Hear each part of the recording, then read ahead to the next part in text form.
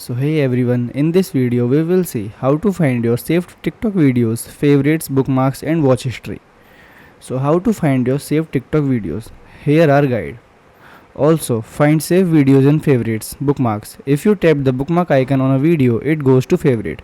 Open the TikTok app, tap your profile, bottom right corner, then tap the bookmark icon next to edit profile. Select videos to see all your saved videos. You can also find saved sound effects, hashtag and collection here. So find videos you liked. If you tap the heart, the video is saved in your liked section. Open TikTok, go to your profile, tap the heart icon, then scroll to find your liked video.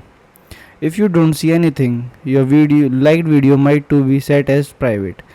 For check, go to profile, then menu, then setting and privacy, then like videos, then change to my only me to everyone. So find watch history. If you forget to like or save a video, check watch history. Steps. Open TikTok, go to your profile, tap to menu in the top right, then select second settings and privacy. Then tap activity center, then select watch history. Here you will see videos you watched in the last 7 days.